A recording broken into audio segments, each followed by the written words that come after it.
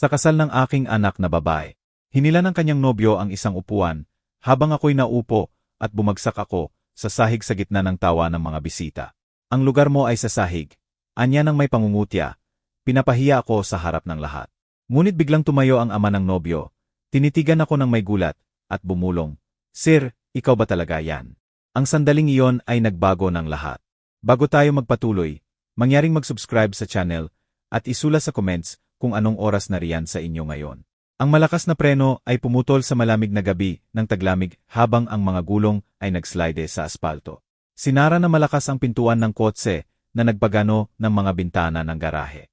Nabitiwan ko ang aking wrench. Naggalat ang langis sa sahig na semento habang si Vivian ay biglang pumasok sa side door. Dad, hindi ka maniniwala. Huminto siya sa gitna ng pangungusap. Tumatalon-tatalon sa paa na parang noong 7 taong gulang siya at may lihim na nasusunog sa kanyang dibdib.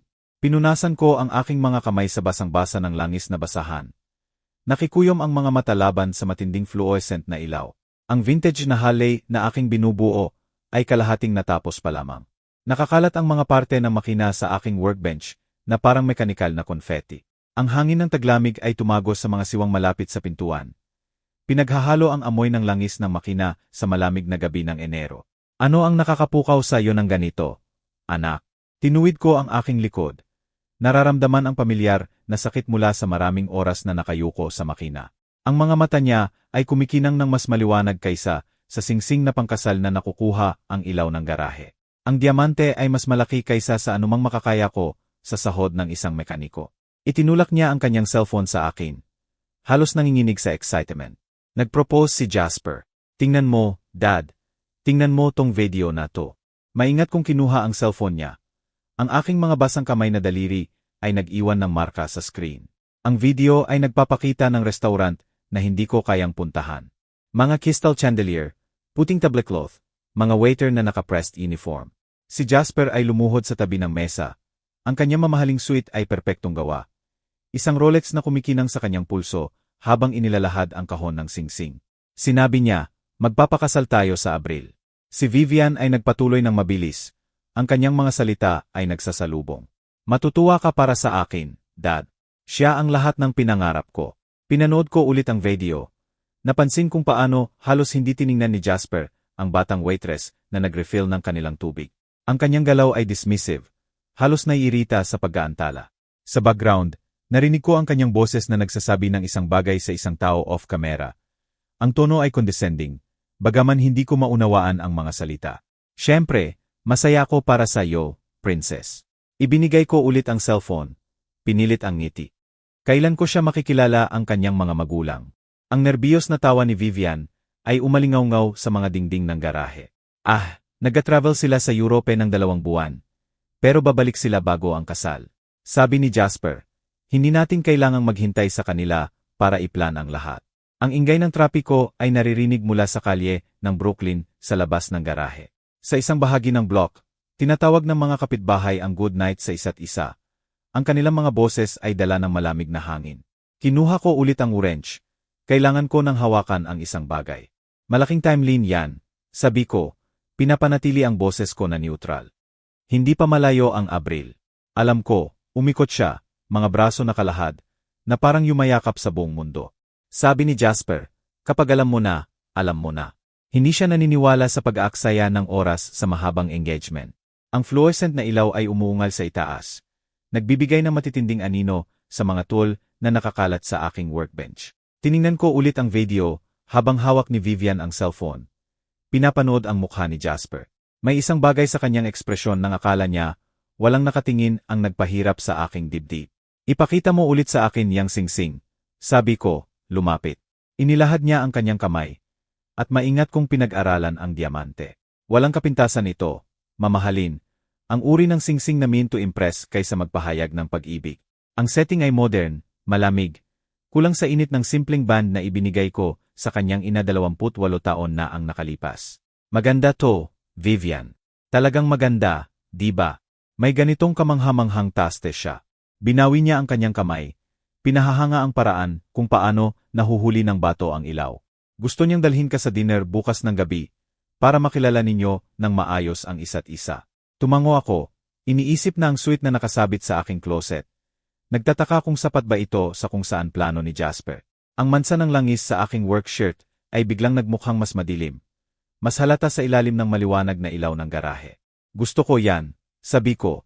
Bagaman may unise na gumagapang sa aking gulugod na parang malamig na daliri. Kami lang tatlo. Hindi pa babalik ang kanyang mga magulang hanggang bago ang kasal. Pero perfect yon. Talagang makukuha mo ang buong atensyon niya. Hinalikan niya ang aking pisngi. Iniwan ang amoy ng kanyang pabango na hinalo sa malamig na hangin na nakadikit pa sa kanyang koot. Habang papunta siya sa pintuan na nagdudugtong ng garahe sa bahay, huminto siya. Dad, mamahalin mo siya kapag talaga mo na siyang nakilala. Pangako ko yan. Nag-click ang pintuan sa likod niya. Iniwan akong mag-isa kasama ang kalahating natapos na motorsiklo at ang etyo ng kanyang mga salita. Kinuha ko ulit ang orange.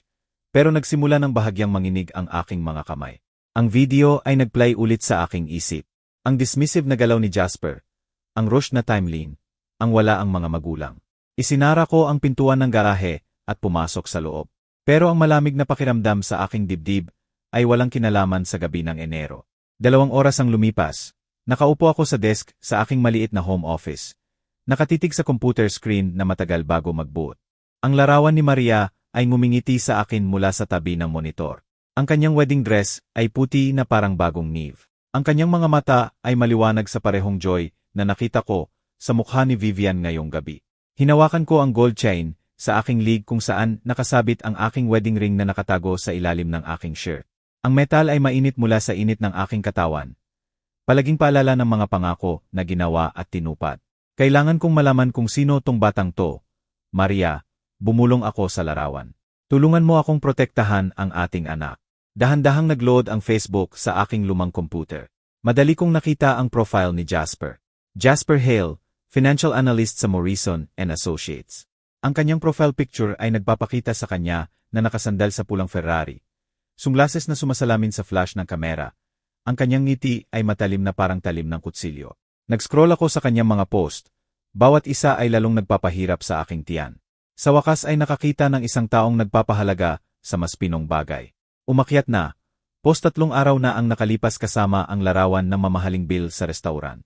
Ang lumang henerasyon ay hindi na nakakaunawa ng modernong tagumpay. Naninirahan pa sa nakaraan, habang tayo ay nagtatayo ng hinaharap. Mula noong nakaraang linggo kasama ang maraming like mula sa mga kaibigan na may parehong atitude. Sa comment section ng post ng kaibigan tungkol sa promotion sa construction company, sumulat si Jasper, "Congrats, siguro. May mga tao na kontento sa ordinaryong buhay. Hindi ako.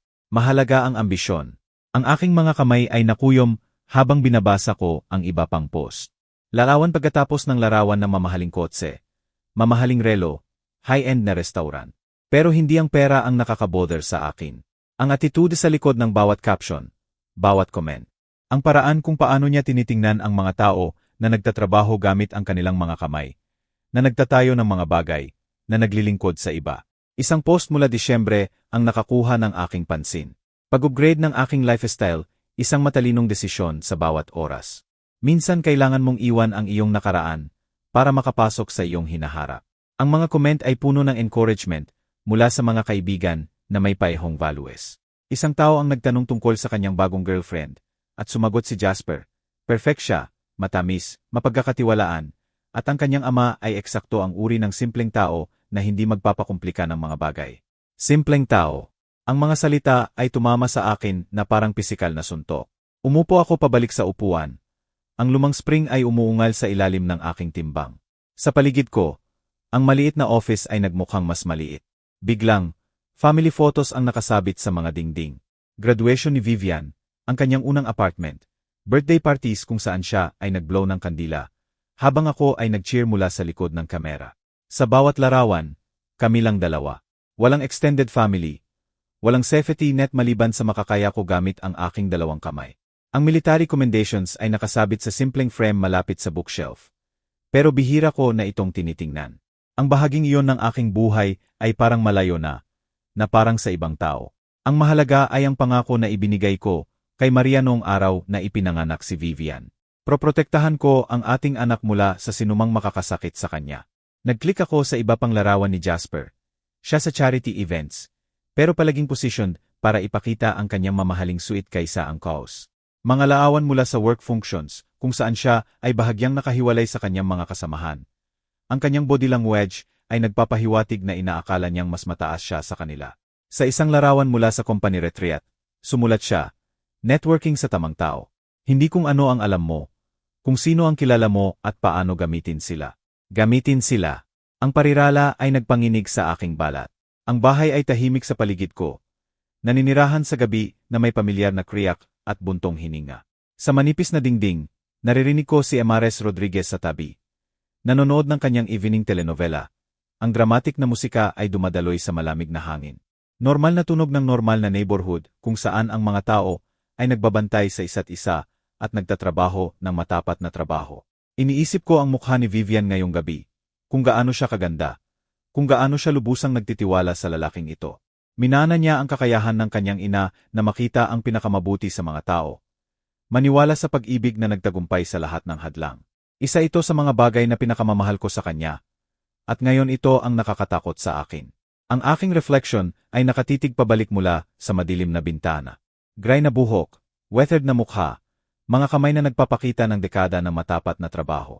Lahat ng bagay na kinamumuhian ni Jasper sa aking henerasyon. Pero ang mga kamay na yon ang humawak sa aking anak nang umiyak siya. Nagturo sa kanya magbisikleta. Nag-overtime para sa kanyang college education. Isinara ko ang laptop at umupo sa dilim ng matagal. Bukas ng gabi, makikilala ko si Jasper ng harapan. Titingnan ko siya sa mata at makikita kung ang lalaki ay tumutugma sa arrogant na boses sa mga post na to. Bibigyan ko siya ng pagkakataon na patunayan na mali ang aking hinala. Pero kung siya ang ipinapahiwatig ng mga post na to, kung nakikita niya ang aking anak bilang isa pang acquisition, isa pang hakbang sa kanyang social ladder, kailangan kong makahanap ng paraan para protektahan siya nang hindi sinisira ang kanyang paniniwala sa pag-ibig mismo. Ang larawan ni Maria ay parang tumango sa dim na ilaw mula sa street lamp sa labas. Hinawakan ko ulit ang wedding ring sa ilalim ng aking shirt. Kumukuha ng lakas mula sa metal na nakasaksi ng dekada ng debosyon. Bukas magsisimula akong alamin kung anong uri ng lalaki ang gustong pakasalan ang aking anak. Nagising ako kinabukasan ng ang mga social media post ni Jasper ay nasusunog pa rin sa aking isip. Ang tulog ay dumating ng paunti-unti. Naantala ng mga panaginip ni Maria na nagbababala sa akin tungkol sa mga lalaki na nakikita ang pag-ibig bilang business transaction. Ang araw ng taglamig ay nahihirapan dumaan sa mga kurtina ng aking kwarto. Nagbibigay ng mahinang ilaw sa kwarto, kung saan ko pinalaki si Vivian ng mag-isa sa loob ng 26 taon. Tumunog ang telepono habang naglalagay ako ng peanut butter sa toast. Ang aking breakfast routine ay hindi nagbago sa loob ng dekada. Ang boses ni Vivian ay bubbly sa speaker.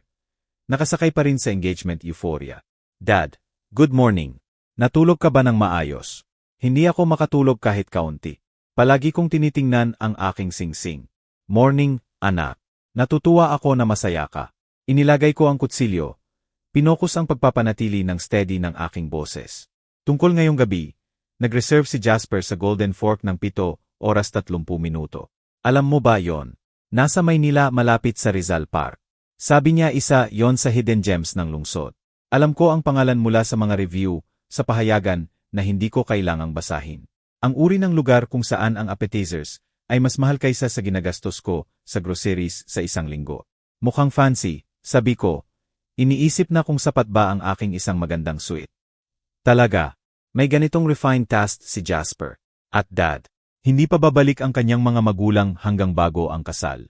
Pero perfect, yon dahil ngayong gabi ay tungkol sa inyong dalawa na makilala ang isa't isa. 2 buwan sa Europe, ang uri ng casual luxury na nagsasalita ng malaking pera. Iniisip ko ang aking sariling vacation time na naipon sa loob ng mga taon at ginugol sa mahabang weekend na nag-aayos ng bahay o pagbisita sa historical sites kasama si Vivian. Kailan sila umalis? Tanong ko. Pagkatapos ng Pasko, gumagawa sila ng extended art tour. Maynila, Cebu, Boracay. Sabi ni Jasper, madalas silang mag-travel ng buwan-buwan. Romantic ba yon o convenient? Iniisip ko, pero pinanatili ko sa sarili. Well, inaabangan kong makilala ng maayos ang iyong binata, sabi ko. 7:30, sabi mo. At Dad, mag-ayos ka ng maayos. Okay. Talagang pinahahalagahan ni Jasper ang good first impressions. Pagkatapos niyang ibaba, nakatayo ako sa aking maliit na kusina. Tinitingnan ang paligid ng bahay na pinaghirapan kong panatilihin. Ang refrigerator ay puno ng artwork ni Vivian mula elementary school. Larawan mula sa kanyang college graduation. Alaala ng buhay na binuo sa pag-ibig kaysa pera. Ang morning light ay nagpapakita ng bawat worn edge. Bawat lugar kung saan pinili ko ang function kaysa form dahil hiniling ito ng aking budget. Ginugol ko ang hapon na naghahanda na parang nagre-ready para sa inspection. Ang aking isang magandang suite, navy blue, binili para sa graduation ni Vivian sa college. Nakasabit sa pintuan ng closet habang iniisip ko kung papasa ba ito sa Golden Fork. Maganda ang tela, pero 5 taon na at nagpapakita ng careful mending na ginawa ko sa maliit na punit malapit sa bulsa. Sa salamin sa banyo, pinag-aralan ko ang aking reflection ng matapat. 58 taong gulang, buhok na mas gray kaysa brown. Mukha na minarkahan ng dekada ng outdoor work at stress ng single parenthood. Ang aking mga kamay ay may mga peklat mula sa taon ng mechanical work. Kaluses na nagsasalita ng matapat na paggawa. Hindi ang manicured na kamay ng lalaki na kumikita gamit ang spreadsheets at market analysis. Maingat akong nag-ahit gamit ang electric razor na ibinigay sa akin ni Vivian noong nakaraang Pasko. Sabi niya magbibigay ito ng professional look. At tinanggap ko ito ng may amusement. Alam na nag-alala siya sa akin sa paraang baligtad ang tradisyonal na role namin. Ang suite ay sapat na, bagaman nakakaramdam ng strange pagkatapos ng buwan ng work clothes at casual wear. Pinanatili ko ang sarili ko sa good shape sa kabila ng edad. Pero ang formal clothing ay nagpapahiwatig kung gaano kadalang ako nag-dress up ngayon. Karamihan ng aking social life ay umiikot sa neighborhood barbecue at birthday dinner ni Vivian. Mga event kung saan mas mahalaga ang comfort kaysa appearance. Habang inaayos ko ang aking tea, iniisip ko ang mga tanong na gustong itanong ng hindi intrusive. Gaano katagal niya alam na gustong pakasalan si Vivian? Ano ang kanyang long-term plans? Naiintindihan ba niya ang uri ng babae, si Vivian? Isang taong pinahahalagahan ang loyalty at keenness kaysa material success. Pero sa ilalim ng pulit inquiries na pinaplano ko, may mas madilim na tanong. Bakit ang rush sa kasal? Bakit convenient na wala ang kanyang mga magulang? At pinakamahalaga, minamahal ba niya ang aking anak dahil sa kung sino siya o dahil sa kung ano ang kinakatawan niya sa kanya? Nakikita ko ang sarili ko na nag-isip ng strategically na paraan na natutunan ko sa military years. Basahin ang terrain, tukuyin ang potential threats, plan multiple approaches sa objective. Ang objective ngayong gabi ay simple.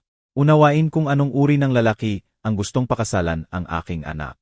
Ang laawan sa aking dresser ay nagpapakita kay Vivian sa edad 1-0.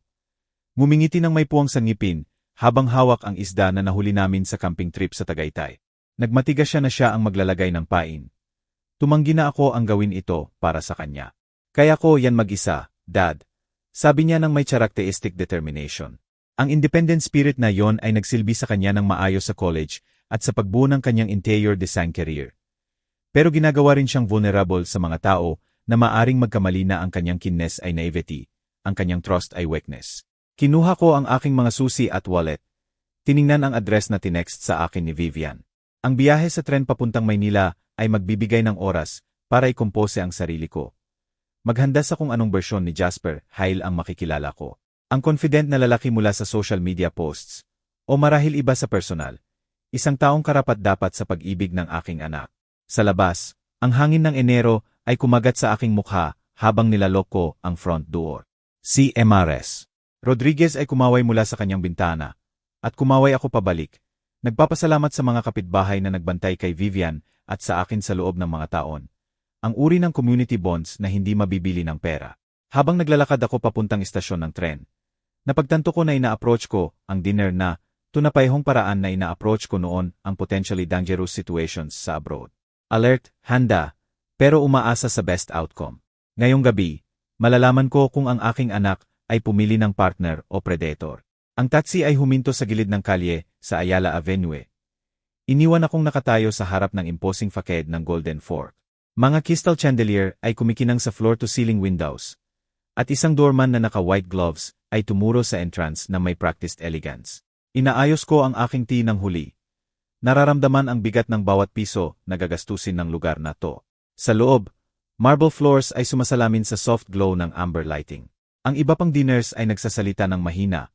Ang kanilang damit ay mas mahal kaysa sa buwanang bayad ko sa bahay. Ang hostess, isang batang babae na may perfect posture at ngiti na hindi umabot sa mata. Tinitigan ako mula ulo hanggang paa ng may bahagyang concealed assessment.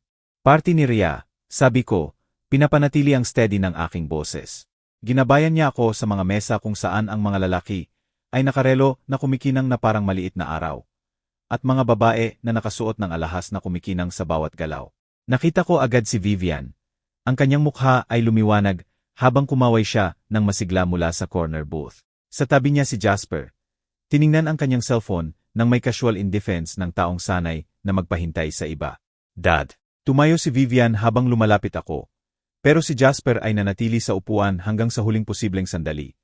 Dahan-dahang tumayo, na parang ang effort ay nakakaabala sa kanya.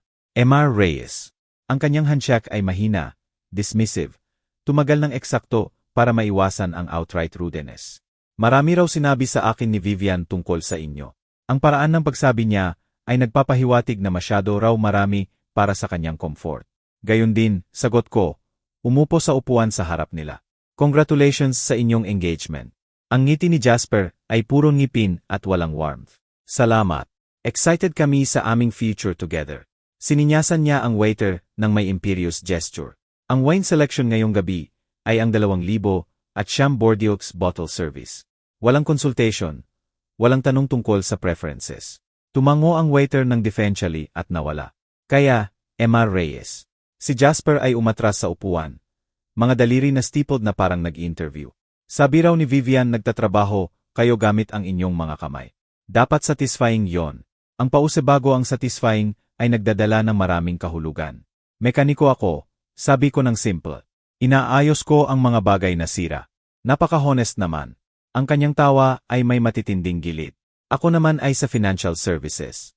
Portfolio management, high-stakes investments, ibang mundo talaga, siguro. Hinawakan ni Vivian ang aking kamay sa ibabaw ng mesa. Binuo ulit ni Dad ang kanyang motorsiklo mula simula. Maganda yon. Vintage Harley mula 70s. Motorsiklo. Tiningnan ni Jasper ang kanyang Rolex ng ostentatiously. Mapanganib na hobby para sa edad ninyo, di ba? Bagaman siguro iba ang ideya ng iba't ibang henerasyon tungkol sa appropriate risks. Dumating ang wine at ginawa ni Jasper ang elaborate tasting ritual habang naghihintay ang sommelier. Tumango siya ng approval na parang nagbibigay ng malaking favor. Pagkatapos ay sininyasan na punan ang aming baso nang hindi tinatanong kung gusto namin ng wine. Sinabi raw sa akin ni Vivian ang inyong quaint na neighborhood sa Quezon City. Patuloy niya habang iniikot ang kanyang baso. Napaka-authentic, very working class. Siguro ang sense of community ang nagbabayad sa iba pang limitations. Anong limitations? Ang tanong ay lumabas bago ko mapigilan. Ang ngiti ni Jasper ay lumawak. Wala namang specific. Basta kapag nakaranas ka na ng certain standards of living, nagiging mahirap mag-appreciate ng simpler pleasures. Pero generational yon, siguro. Iba ang pinahahalagahan ng inyong henerasyon. Ang aking henerasyon, ang condescension ay dumudulo na parang pulot mula sa sirang garapon.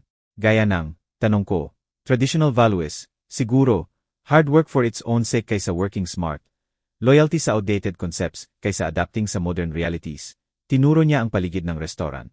Mga lugar na gaya nito, halimbawa, makikita ng inyong henerasyon bilang wasteful extravagance. Habang kami nakikita ito bilang investment sa experiences na mahalaga. Si Vivian ay umusod ng uncomfortable. Jasper, pinahahalagahan din ni Dad ang magagandang bagay. Siyempre, putol ni Jasper ng smooth. Hindi ko sinasabi na hindi. Iba lang ang perspective sa value at success. Bumaling siya ulit sa akin. Sabihin ninyo, Emma Reyes, ano ang itinuturing ninyong greatest achievement? Ang tanong ay isang trap, magandang ginawa. Sumagot ng may pride, at makakahanap siya ng paraan para bawasan ito. Sumagot ng may humility, at interpreta niya ito bilang proof ng limited ambition. Pagpalaki kay Vivian, sabi ko, admirable, tumango siya, pero ang kanyang mga mata ay may calculation. Dapat mahirap ang single parenthood.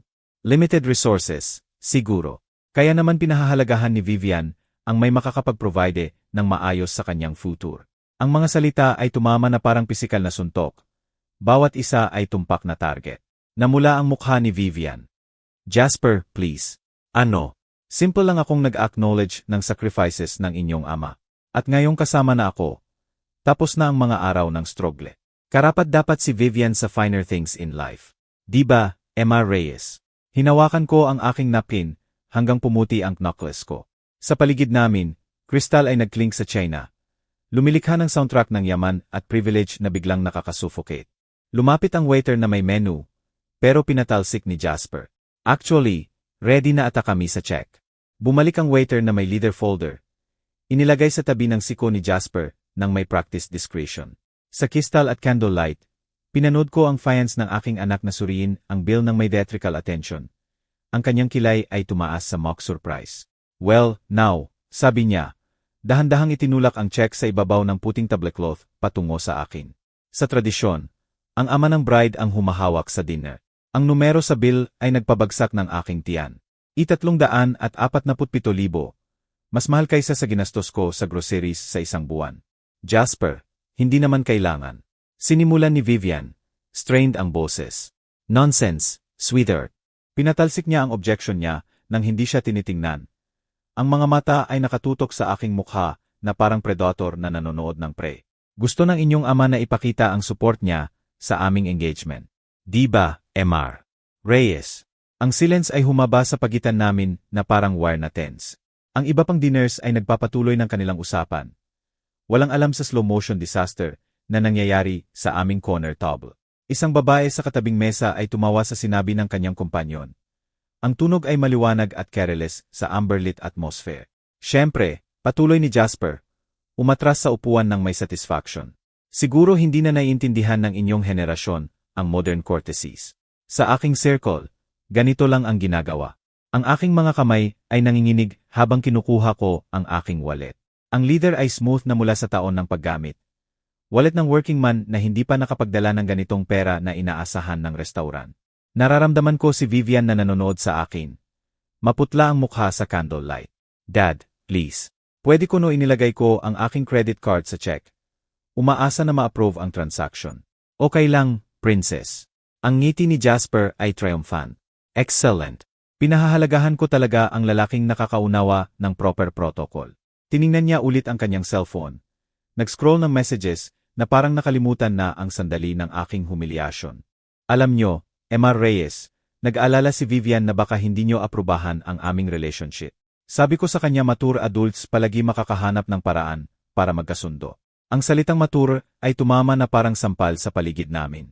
Ang restaurant ay umuungal ng may quiet prosperity. Ang clink ng mamahaling silverware, ang bulong ng designer fabrics, ang soft laughter ng mga taong belong sa mga lugar na gaya nito. Hindi ko pa naranasang maging outsider ng ganito. Simple lang akong naniniwala sa pagtrato sa mga tao ng may respect. Sabi ko ng maingat. Respect. Si Jasper ay tumingin mula sa kanyang cellphone. Kilay na taas sa apparent confusion. Akala ko respectful ako.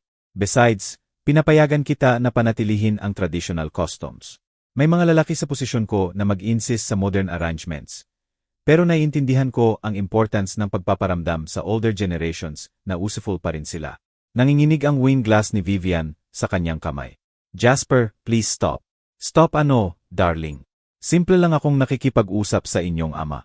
Innocent ang tono niya, pero ang mga mata niya ay kumikinang ng may malicious amusement. Maliban na lang kung uncomfortable siya sa honest discussion tungkol sa iba't ibang background namin. Bumalik ang waiter na may credit card ko at receipt. Pinirmahan ko ito ng bahagyang nanginginig ang kamay. Painful ang tip, pero necessary para mapanatili ang dignity sa harap ng staff. ₱362,000 total. Halos isang linggong sahod. Ayan na, sabi ni Jasper ng maliwanag, na parang ginawa niya akong favor. Walang katulad ang good meal para pagsamahin ang pamilya. Bagaman siguro malaking step up, tumula sa usual dining experiences nyo, MR. Reyes. Dahan-dahan akong tumayo.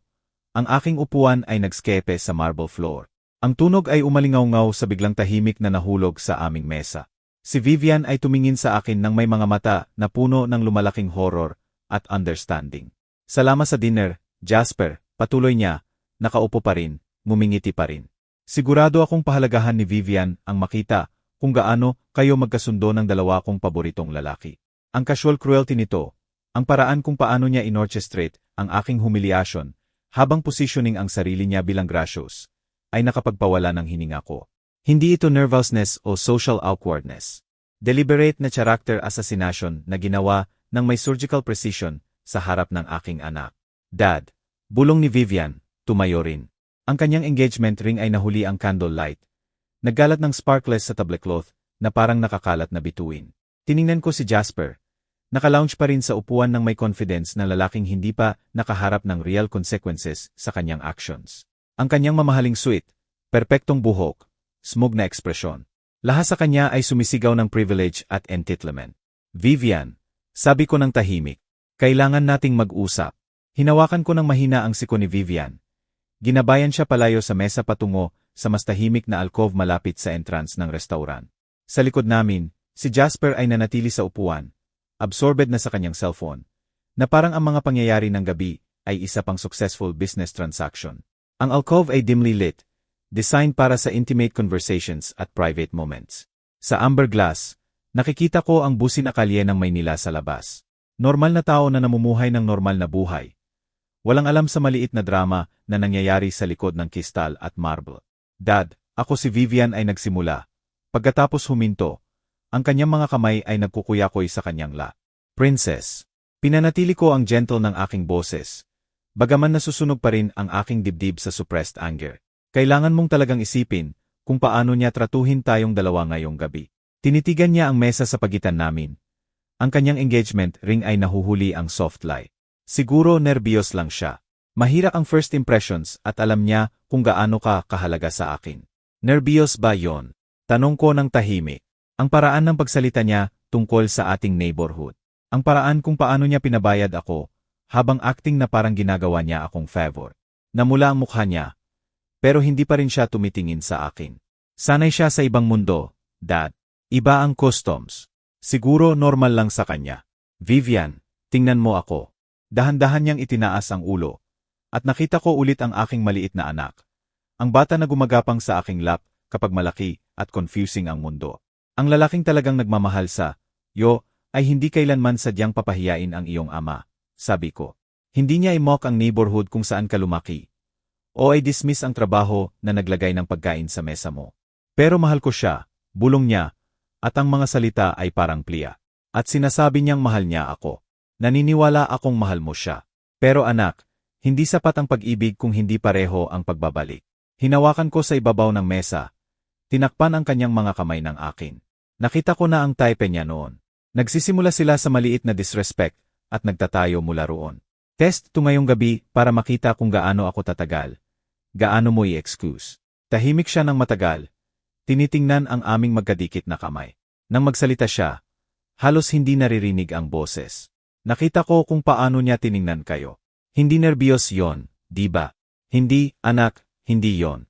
Hindi pa niya ako kinakausap ng ganoon. Sabi niya ng mabilis, na parang pagdepensa sa kanya ay makakapagpaalis ng mga pangyayari ng gabi. Palagi siyang sweet at attentive. Sigurado akong ganoon siya. Maganda ka, successful, mabait, lahat ng gusto ng lalaki gaya niya na i-acquire. Ang salita ay mapait sa aking bibig. Pero ang acquisition ay hindi pag-ibig, Vivian. Pag-ibig ay nangangahulugan ng pag-cherish sa pinahahalagahan ng isang tao. Hindi i-dismiss ito. Nagsama ang luha sa kanyang mga mata. Paano kung tama ka? Paano kung malaking mistake ang ginawa ko? Ang tanong ay nakapagpabreak ng aking puso. Naisip ko ang lahat ng beses na pinanood ko siyang mag-struggle sa decisions. Gustong i-shelter siya sa bawat disappointment. Pero alam na kailangan niya matutong magtiwala sa sariling judgment. Kung gayon, alamin mo kung ano ang susunod na gagawin. Sabi ko ng simple. At alalahanin mo na kahit ano ang mangyari, hindi ka mag-isa. May mga taong nagmamahal sa iyo dahil sa kung sino ka talaga. Mga taong hindi kailanman hihingi na mahiya ka sa pinanggalingan mo. Pinunasan niya ang mga mata gamit ang cloth napkin. Iniwan ang maliit na dark spots sa mamahaling tela. Akala ko matalino ako, independent. Paano ko hindi nakita? Dahil may mabuting puso ka, at naniniwala ka sa pinakamabuti sa mga tao. Huwag kailanman payagan ang sinumang mag-isip na weakness yon. Pinisil ko ang kanyang mga kamay. Karapat-dapat ka sa isang taong nag-honor sa pinahahalagahan mo. Hindi sa isang nakikita ang iyong pag-ibig bilang step up sa kanyang social ladder. Sa glass partition ng alcove, nakikita ko si Jasper pa rin sa aming mesa. Ngayon ay animated na nakikipag-usap sa cellphone. Relaxed ang kanyang body language, confident. Isang lalaki na naniniwala na nanalo siya ng important victory. Palagi kong iniisip ang paraan ng pagsalita niya tungkol sa ating neighborhood. Sabi ni Vivian ng dahan-dahan, na parang nakakahiya ito kaysa tahanan. Pinili ng iyong ina at ako ang neighborhood na Yon, dahil puno ito ng mabubuting tao na nagbabantay sa isa't isa. Lumaki ka na napalilibutan ng mga guro at bumbero at tindero na kilala ang pangalan mo at pinanood kang lumaki. Hindi yon bagay na ikahiya. Alam ko, sabi niya, pero uncertain ang boses. Talaga, dahil sa paraan ng pagsalita niya ngayong gabi, akala mo ang matapat na trabaho ay bagay na itinatago. Na parang ang mga kamay na nagtayo ng iyong treehouse at nagturo sa iyo magpalit ng gulong ay nakakahiya. Tumingin siya pabalik kay Jasper. Natapos na sa call at ngayon tiningnan ang relo ng may obvious impatience. Siguro nagtataka siya kung ano ang matagal. Hayaan siyang magtaka. Pinanatili ko ang steady ng aking boses. Bagaman bahagi ko ay gustong bumalik sa mesa na yon at magpaliwanag ng ilang bagay tungkol sa respect. Ang usapang ito ay tungkol sa iyo, hindi sa kanya. Ano ang gagawin ko, Dad? Ang tanong na kinatakutan at inaasam ko ng pareho. Naisip ko si Maria, ang advice na ibibigay niya sa ating anak sa sandaling ito. Ikaw lang ang makakapag-decide niyan, Princess. Pero kahit ano ang piliin mo, nandito ako. At kung kailangan mo ng safe place to land, palaging bukas ang ating pintuan. Tumango siya, bagong luha ang dumaloy. Mahal kita, Dad. Mahal din kita, anak, higit pa sa alam mo. Dahan-dahan siyang tumayo, tinuwid ang damit at nagkompose ng sarili. Dapat na akong bumalik. Gusto niya nang umalis. Tumayo rin ako, piniglaban ang urge na yakapin siya, at iuwi na parang noong maliit pa siya, at nasaktan ang feelings niya ng mundo. Alalahanin mo lang ang pinag-usapan natin, okay? At magtiwala sa instincts mo. Mas mabuti yon kaysa iniisip mo. Sabay kaming naglakad pabalik sa maindining room. Ang kanyang kamay ay bahagyang nakahawak sa aking braso. Ang taxi ay umalis mula sa Golden Fork, habang ang glittering facade ng Maynila ay nagsisimula ng maglaho sa likod namin. Sumandal ako sa worn vinyl seat. Nararamdaman ang bawat isa sa aking 58 taon na naninirahan sa aking mga buto na parang lamig ng taglamig. Ang radio ng driver ay nagpapatugtog ng soft jazz. Stark contrast sa symphony ng ka-horns at sirens na bumubuo ng eternal soundtrack ng lungsod. Sa fogged window, pinanood ko ang transformation. Towering glass monuments na nagbibigay daan sa older brick buildings. Designer storefronts na napalitan ng corner tindahan at laundry. Ang mga tao sa sidewalks ay nagbago rin. Mula sa power suites at designer heels patungo sa work clothes at practical shows. Ang aking mundo, ang mundo na ginugol ni Jasper ng gabi sa pagmomop. Ang aking kamay ay nakahanap ng gold chain sa ilalim ng aking shirt. Mga daliri na nakasara sa mainit na metal ng wedding ring ni Maria. 28 taon mula nang isinuot ko ito sa kanyang daliri. 18 taon mula nang huli kong tanggalin ito. Ang pangako na ibinigay ko sa kanyang bedside ay umalingaw-ngaw sa quiet space ng taxi. Alagaan mo ang ating anak, Gos. Panatilihin siyang safe mula sa sinumang makakasakit sa kanya. Akala ko noon na iintindihan ko kung ano yon. Gasgas na tuhod at teenage heartbreak. Siguro ilang college boy na hindi pinahahalagahan ang worth niya. Hindi ko naisip ang isang gaya ni Jasper na makakaputol sa self-worth niya habang ngumingiti at tinatawag itong pag-ibig. Ang tulay ng Makati ay nakalahad sa unahan. Ang mga cable nito ay nahuhuli ang reflection ng streetlights na parang web ng silver threads. Sa ibaba, ang Pasig River ay dumadaloy ng madilim at walang hanggan patungo sa loob kung saan ko unang natapakan ang Maynila 40 taon na ang nakalipas. Bagong labas sa serbisyo na may wala kundi hope at determination. Ano ang gagawin mo, sweetheart? Bulong ko sa bintana. Pinapanood ang mukha ni Maria na nabubuo sa condensation. Paano ko siya proprotektahan nang hindi siya mawala sa akin? Pero alam ko kung ano ang sasabihin niya. Si Maria ay hindi kailanman nagtiis ng bulis. Maging naka-expensive suit o punit na jeans. Nang si Vivian ay 8 taon at si Tommy Santos ay patuloy na hinila ang kanyang tirintas sa school. Si Maria ay nagmarcha sa playground na yon at binigyan si Tommy ng lecture tungkol sa respect na nagpayak sa kanya at nagpasori. Hindi sa threats o intimidation, kundi sa simple, devastating power ng moral authority. Ang taxi ay lumiko mula sa tulay patungo sa familiar territory. Brownstone apartments na may fire escapes na zigzag sa kanilang mukha. Maliit na front yard kung saan nagtatanim ang mga tao ng kamatis at rosas ng pareho. Ang bintana ni Emares Rodriguez ay warm yellow glow. Ang kanyang evening telenovela ay nagbibigay ng soundtrack sa settling RAYTM ng neighborhood. Iniisip ko ang mukha ni Vivian sa tahimik na alcove. Ang paraan kung paano nabiyak ang kanyang certainty nang tanungin ko siyang talagang tingnan ang behavior ni Jasper. Nagsisimula na siyang makita ito. Ang condescension disguised as charm. Ang control masquerading as care. Pero ang makita at tanggapin ay iba. lalo na kapag invested ang puso mo sa ibang story. Ang aking dibdib ay humigpit habang pinapaulit-ulit ko ang humiliations ng gabi. Ang paraan kung paano niya i-dismiss ang ating neighborhood bilang quaint, na parang ang lugar kung saan ko pinalaki ang aking anak ay museum exhibit. Ang calculated cruelty ng pagtulak ng check sa mesa. Alam niya eksakto kung magkano ang gastos sa akin. Alam niyang babayaran ko pa rin para kay Vivian. Pero higit pa sa pera. Ito ang message sa likod nito, na matanda na ako, mahina, irrelevant, now dated ang aking values, meaningless ang aking trabaho, ang aking pag-ibig sa aking anak ay wala kundi obstacle na kailangang i-circumvent. Mali ka roon, boy, sabi ko sa dumadaang streetlights. Mali na mali. Ang taxi ay bumagal, lumiko sa aking kalye, kung saan ang mga puno ay nagsisimula palang magpakita ng unang hints ng spring buds. Porch lights ay lumilikha ng pulse ng welcome warmth. At nakita ko si Emar Santos sa kabilang kalye na naglalabas ng basura para sa collection bukas. Normal na tao na namumuhay ng normal na buhay. Nagtatayo na matibay gamit ang kanilang mga kamay at puso. Ginugol ko ang 30 taon sa neighborhood na, na pinanonood ang mga bata na lumaki at umalis. Tumutulong sa mga kapitbahay sa divorce at job loss at family celebrations. Sila ang mga taong nakikita ni Jasper bilang beneath him. Guro at mekaniko at tindero na sinusukat ang worth nila sa relationships kaysa bank accounts. Ang wedding ring ay nakadiin sa aking dibdib, habang huminto ang taxi sa aking bahay. Sa front window, nakikita ko ang living room, kung saan ko tinuruan si Vivian magtali ng sapatos, kung saan kami nanood ng Saturday morning cartoons, at nagtayo ng blanket forts na sumasakop sa kalahati ng furniture, kung saan si Maria at ako ay naglano ng aming future, at kung saan ko pinalaki ang ating anak nang mag-isa nang biglang naputol ang future na yon. Pangako ko sa iyo na panatilihin ko siyang safe, sabi ko sa empty seat sa tabi ko. Mapanganibang batang yon, Maria. Hindi sa kamao o armas, kundi sa mas masahol pa. Gusto niyang ariin siya, hindi mahalin.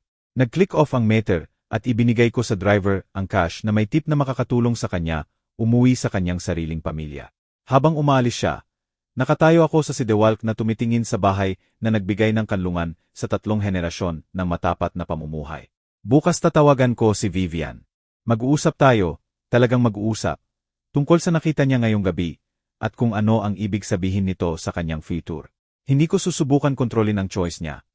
Pero sisiguraduhin kong naiintindihan niya kung anong choice ang ginagawa niya.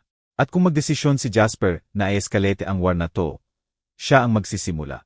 Well, matutunan niya na ang pag-underestimate sa isang tao, base sa kanyang work clothes, ay mistake na may consequences. Dahan-dahan akong umakyat sa front step.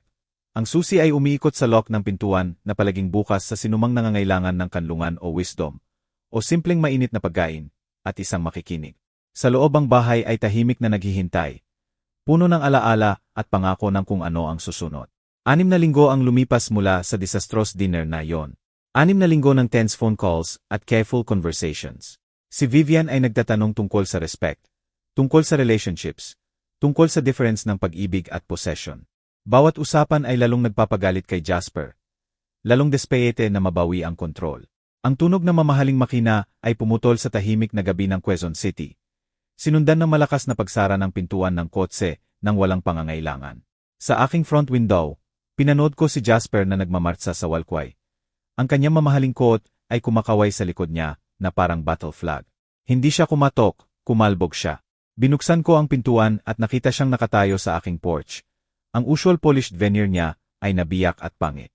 Nang walang imbitasyon, itinulak niya ang sarili papasok sa living room. Ang kanyang mga mata ay tumingin sa modest furniture at family photos ng may unconcealed disdain. Kailangan nating mag-usap, sabi niya, umikot para harapin ako. Ngayon, dahan-dahan kong isinara ang pintuan. Pinanatili itong unlock. Tungkol saan? Huwag magkunwari. Matinis ang kanyang boses, aggressive.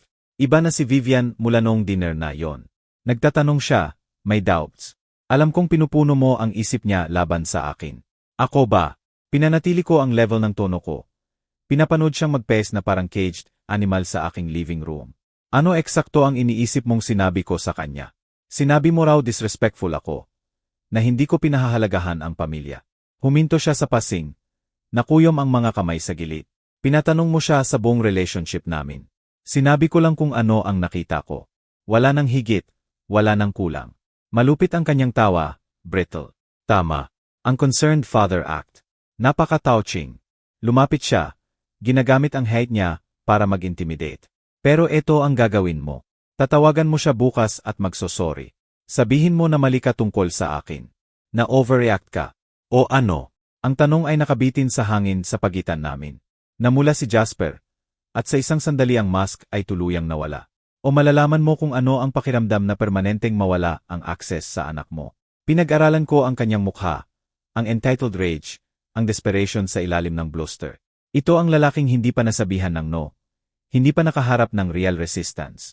Sa kanyang mundo, pera at status ang solusyon sa bawat problema. Bumibili ng bawat compliance.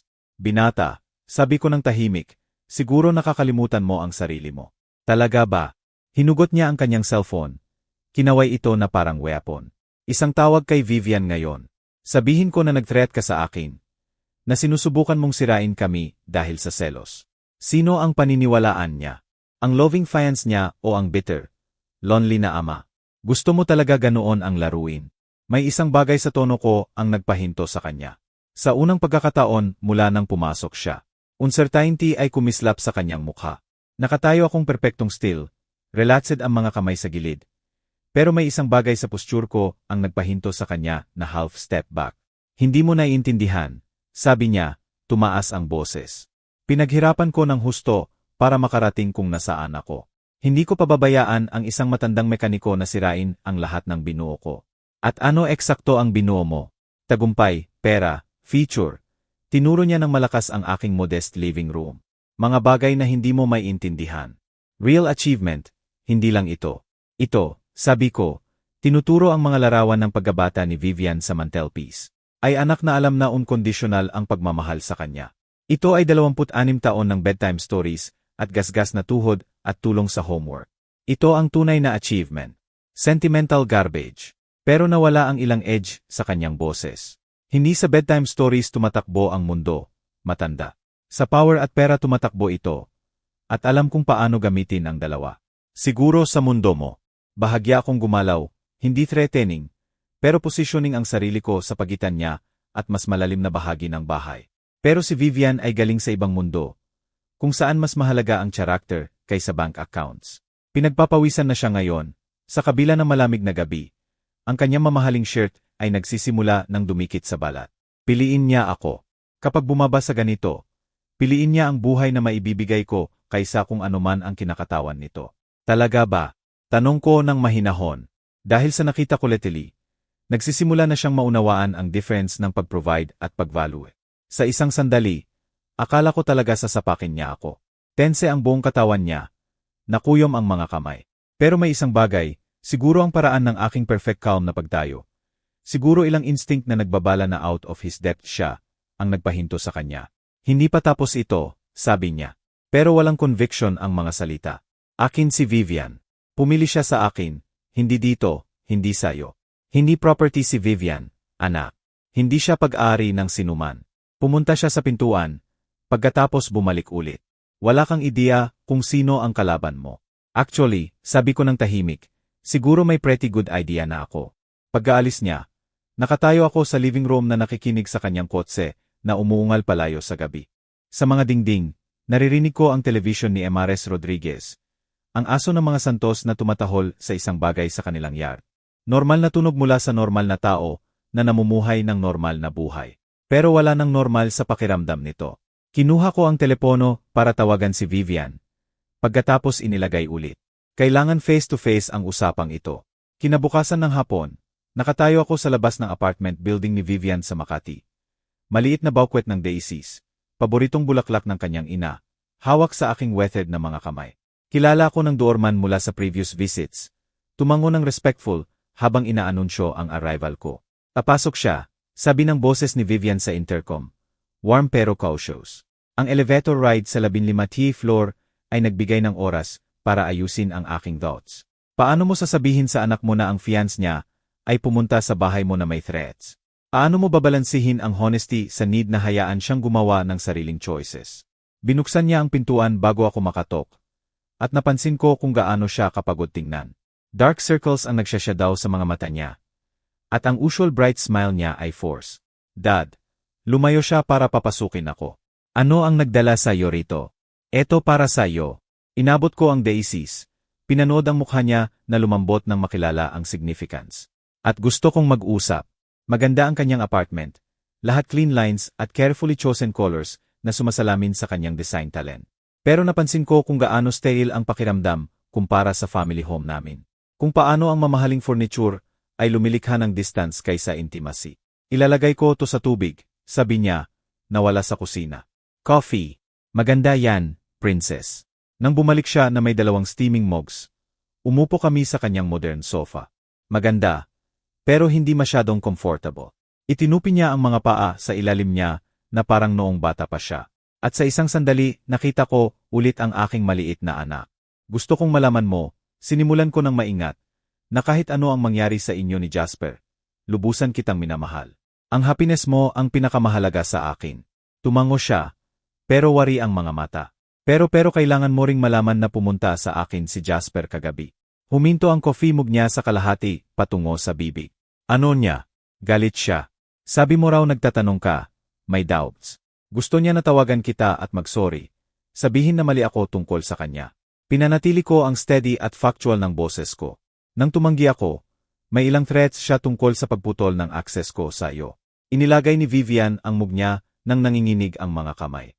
Hindi ko mabelieve na alam kong upset siya sa mga bagay. Pero pumunta sa bahay mo. Paano siya kumilos nang umuwi siya kagabi? Tahimik siya ng matagal, tinitingnan ang kanyang coffee, agitated, angry. Sabi niya mahirap ang araw niya sa trabaho. Pero ngayon na iniisip ko, tumingin siya sa akin nang may lumalaking horror. Dad, sorry talaga. Hindi ko akalain na mag-sorry ka. Yumuko ako, tinakpan ang kanyang mga kamay ng akin. Pero nag-alala ako sa'yo. Ang paraan ng pagsalita niya tungkol sa iyo kagabi, na parang bagay kang pag-aari niya kaysa taong minamahal niya. Nagsama ang luha sa kanyang mga mata. Pinag-iisipan ko ang sinabi mo sa restaurant, tungkol sa respect at paano tratuhin ng mga tao ang pinahahalagahan mo. Pinunasan niya ang pisngi gamit ang likod ng kamay. Hindi pa niya ako kinakausap tungkol sa neighborhood natin ng ganoon. Hindi pa niya ako pinaparamdam na ikahiya ang pinanggalingan ko. At paano ang pakiramdam mo roon? Confused, hurt. Binitawan niya ang mga kamay ko. Tinakip ang mga braso sa sarili. Mahal ko siya, Dad. Talaga. Pero ang lalaking minahal ko ay hindi magde-threat sa ama ko. Hindi susubukan na putulin ako sa pamilya ko. Ang mga tao ay hindi karaniwang nagsisimula sa big controlling behaviors. Sabi ko ng mahina. Nagsisimula sila sa maliit, criticizing ang friends mo, pinaparamdam guilty sa paggugol ng oras sa pamilya, pinapatanong sa sariling judgment mo. Tumango siya. Malayang dumadaloy ang luha ngayon. Ginagawa niya yon. Maliit na comments tungkol sa choices ko. Tungkol sa paano ako magbihis sa work functions niya. Tungkol sa hindi sophisticated ang mga kaibigan ko. Tumingin siya sa akin nang may dawning realization. Paano ko hindi nakita? Dahil mahal mo siya. Dahil gusto mong maniwala sa pinakamabuti. Lumipat ako palapit. Tinakip siya ng mga braso ko na parang noong maliit pa siya at malaki at confusing ang mundo. Hindi yon weakness. Sweetheart. Yon ang kung sino ka. Isang taong naniniwala sa mga tao. Nakikita ang potensyal nila. Pero paano kung nagkakamali ako? Paano kung itinatapon ko ang isang bagay na mabuti dahil natatakot ako? Naisip ko si Maria, ang pangako na ibinigay ko para protektahan ang ating anak mula sa sinumang makakasakit sa kanya. Pero ang protection minsan ay nangangahulugan ng pag-atras. Hayaan siyang hanapin ang sariling strength. Ikaw lang ang makakasagot niyan, sabi ko. Pero maibibigay ko to sa'yo. Ang lalaking talagang nagmamahal sa iyo ay hindi kailanman susubukan na ihiwalay ka sa mga taong mahalaga sa iyo. Hindi ganoon ang demands ng pag-ibig. Tahimik siyang umiyak sa aking balikat habang ang afternoon light ay dumadaloy sa kanyang mga bintana. Nag-ilaw sa mamahaling furniture at designer accessories na biglang mukhang hindi gaanong mahalaga kaysa simple act ng ama na umaaliw sa anak. Hindi ko alam kung ano ang gagawin, bulong niya. Hindi mo kailangang decide lahat ngayon. Pero alalahanin mo, kahit ano ang piliin mo, nandito ako. Palaging bukas ang ating pintuan, at ang pagmamahal namin sa iyo ay hindi nagbabago. Bumitaw siya para tingnan ako. Pula ang mga mata, pero mas malinaw kaysa sa nakaraang linggo. Mahal din kita, Dad, sobra. Alam ko, Princess. Alam ko. Sabay kaming umupo, habang ang afternoon light ay lumulubog. Ama at anak na muling binuo sa foundation ng honesty at unconditional love. Kahit ano ang susunod, haharapin natin itong sabay. Ang sikat ng araw ng Abril ay sumasala sa namumulaklak na puno ng Eternal Gardens. Nagbibigay ng dappled shadows sa puting upuan na nakaayos ng perpekto sa mga row. Nakatayo ako sa gilid ng reception area. Hinila ang jacket ko.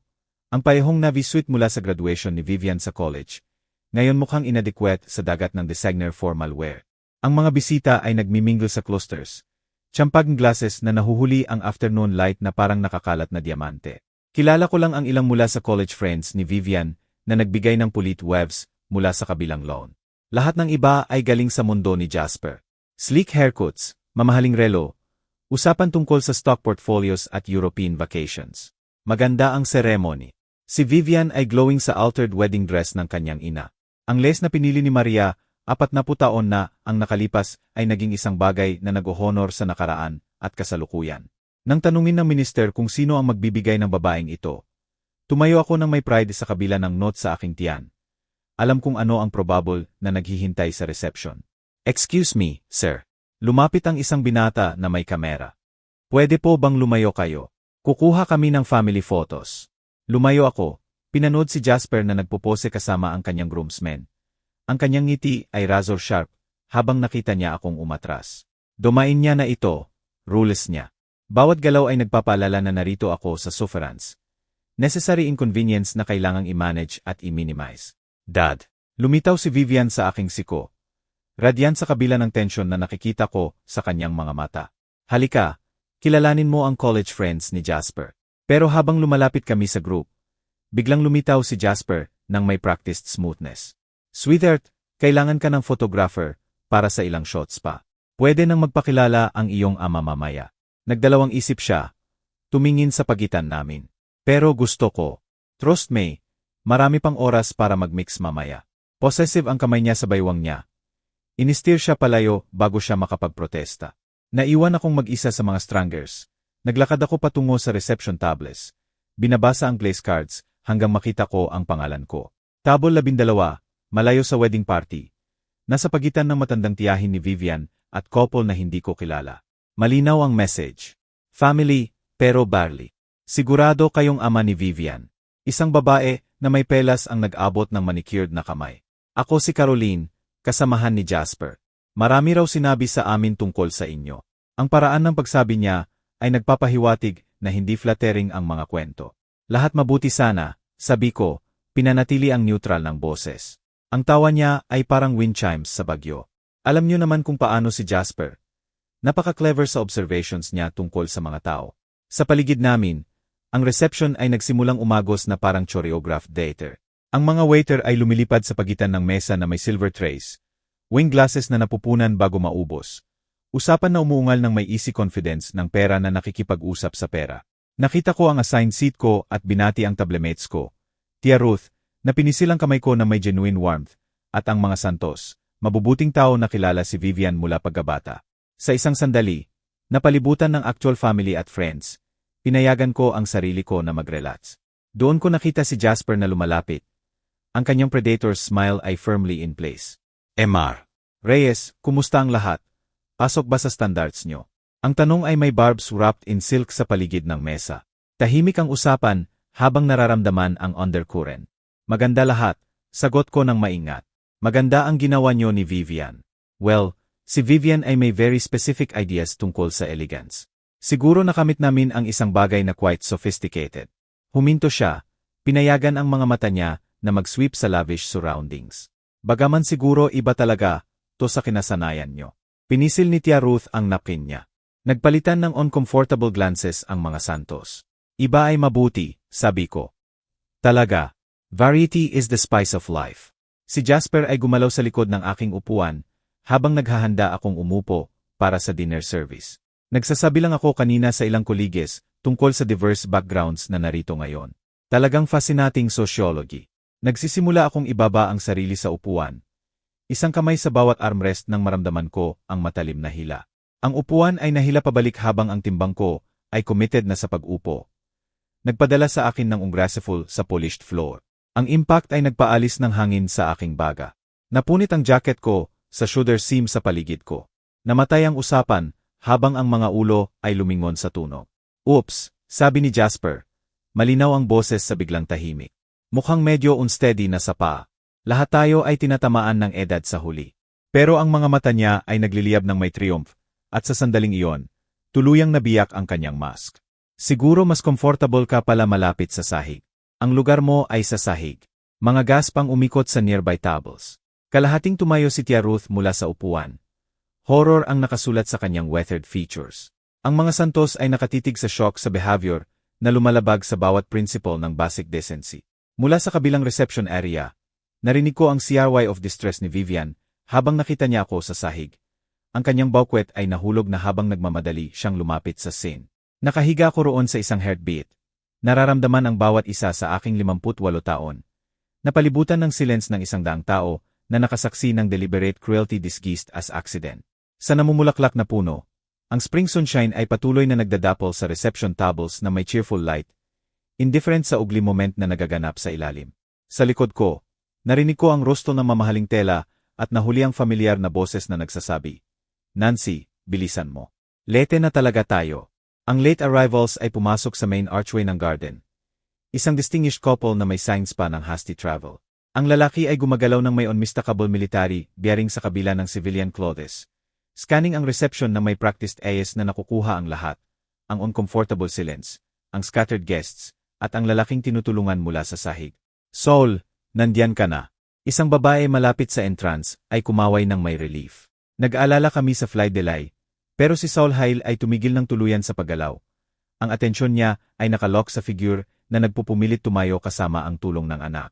May isang bagay sa paraan ng paghawak ng matandang lalaki sa kanyang balikat. Kahit sa distress, ang nag-trigger ng memory na buried deep sa combat-trained reflexes. "Hindi pwede," bulong niya. Iniwan ang tabi ni Nancy ng walang eksplanasyon.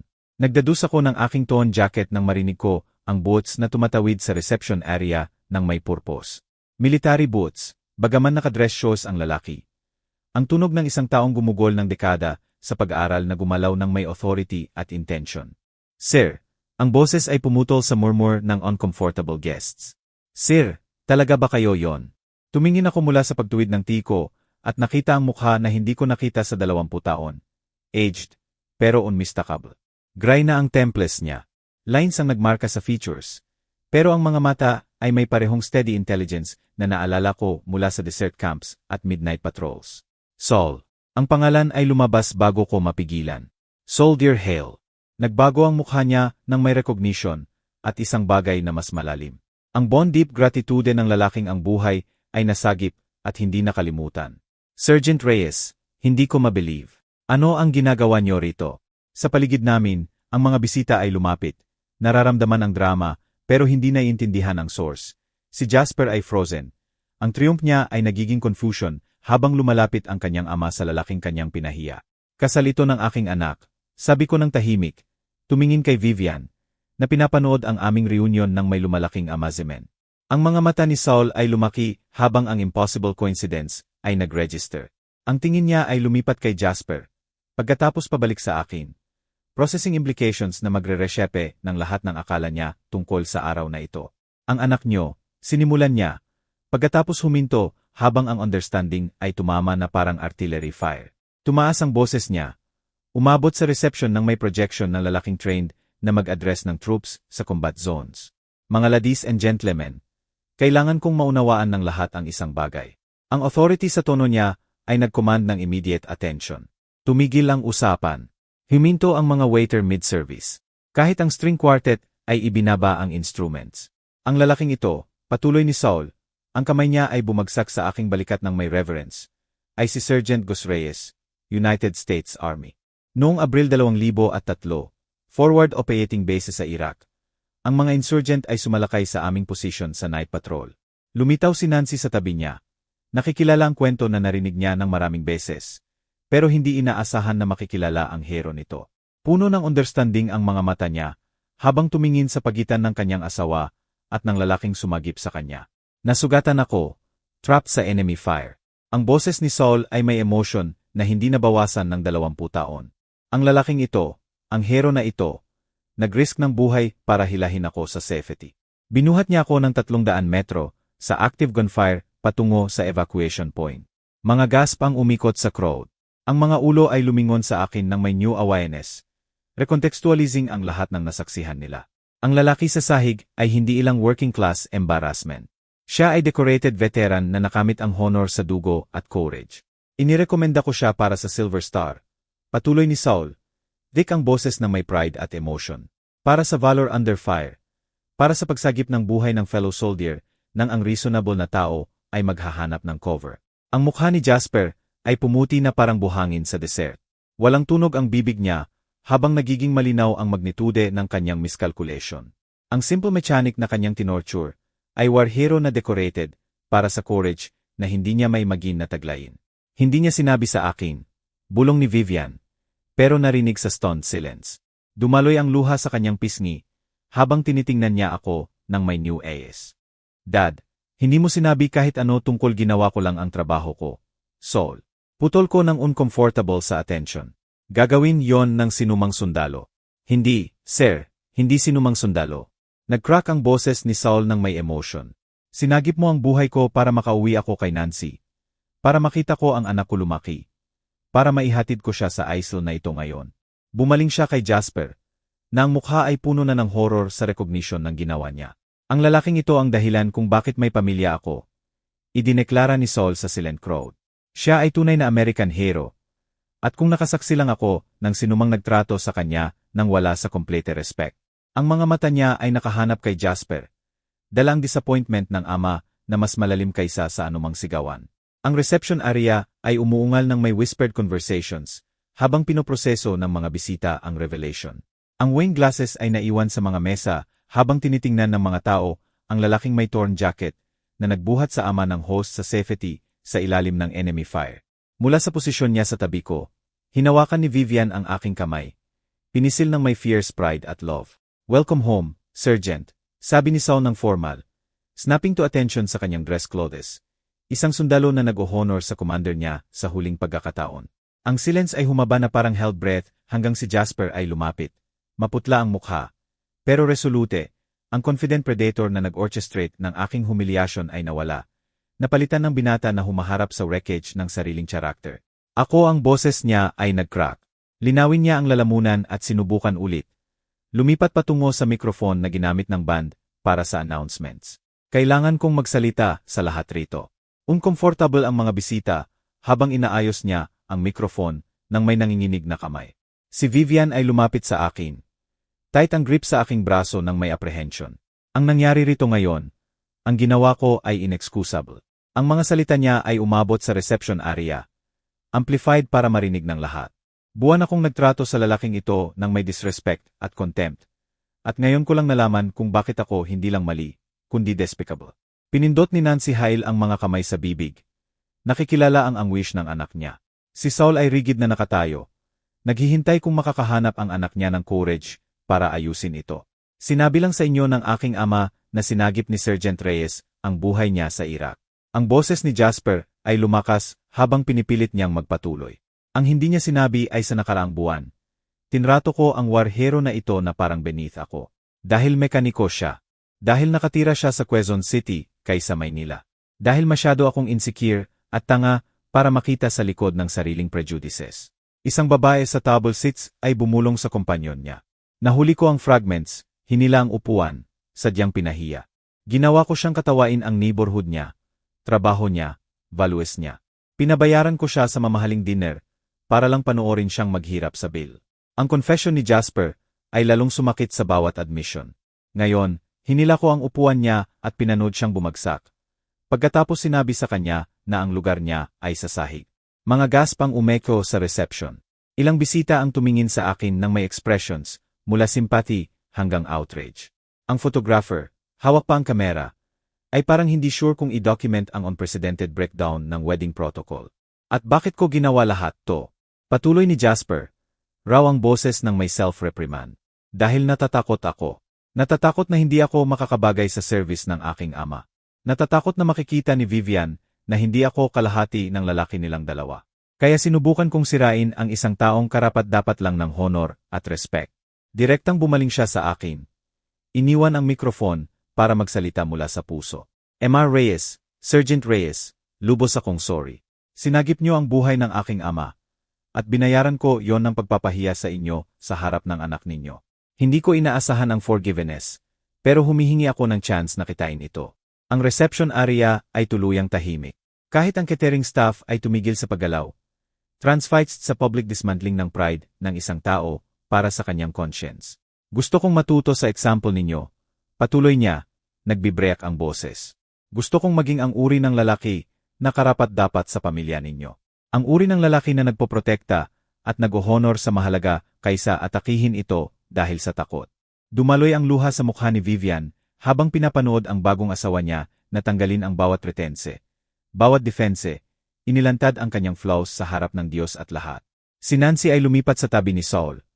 Paihong magulang na pinapanood ang anak ng may heartbreak at hope. Lumapit ako. Nararamdaman ang bigat ng ring ni Maria sa aking dibdib at ang pangako na ibinigay ko para protektahan ang anak ko. Pero ang protection minsan ay nangangahulugan ng pagturo sa iba kung paano siya mahalin ng tama. Anak, sabi ko, malinaw ang boses sa silence. Mas maraming courage ang kailangan para aminin ang mistakes publicly kaysa gawin ito privately. Ang mahalaga ngayon ay hindi ang ginawa mo. Ito ang kipiliin mo going forward. Relief ang dumaloy sa features niya habang inabot ko ang kamay ko. Pagkatapos hinila siya sa embrace na kinita ng apology niya. Ang pamilya ay nangangahulugan ng pagsuporta sa isa't isa sa lahat. Good times at times kapag hindi natin naabot kung sino ang gusto nating maging. Welcome to our family. Sabi ko ng tahimik para sa kanya lang. At salamat sa pagmamahal sa aking anak ng sapat para maging worthy niya. Si Saul ay lumapit ng may military precision. Pero warm ang mga mata niya nang ama na ang anak ay sa wakas natuto ng lessons na mahalaga. Proud ako sa iyo, Jasper. Ito ang anak na pinalaki ko. Ang alam kong nasa loob niya. Sumali si Nancy sa aming circle. Malayang dumadaloy ang luha habang nyakap niya si Vivian at ako. Sorry talaga sa dinanas niyo. Pero grateful ako na nakita ng anak ko ang strength para ayusin ito. Hesitantly itinaas ng photographer ang kamera niya. Dapat ba? Sabi ni Vivian ng firm. Ang braso niya sa baywang ko at ang kamay niya na nakahanap kay Jasper ay document ito. Ang sandali na talaga nagumpisa ang aming pamilya. Habang ang applause ay nagsimula ng dahan-dahan at lumakas sa crescendo. Naramdaman ko ang presence ni Maria na parang nakatayo sa tabi ko. Tama ang pili ng ating anak, hindi ang lalaking dating si Jasper, kundi ang lalaking nagiging siya. Nagpatuloy ang band sa pagtugtog. Ang mga couple ay gumalaw patungo sa dance floor at sa isang bahagi ng gardens na namumulaklak na puno. Ang tagsibol ay kumanta ng eternal song nito ng growth at second chances. Kung gusto niyo ang story na ito, please like ang video na ito. Mag-subscribe sa channel, at ibahagi ang inyong impressions ng story na ito sa comments. Para pakinggan ang next story, i-click ang box sa kaliwa. Salamat sa panonood.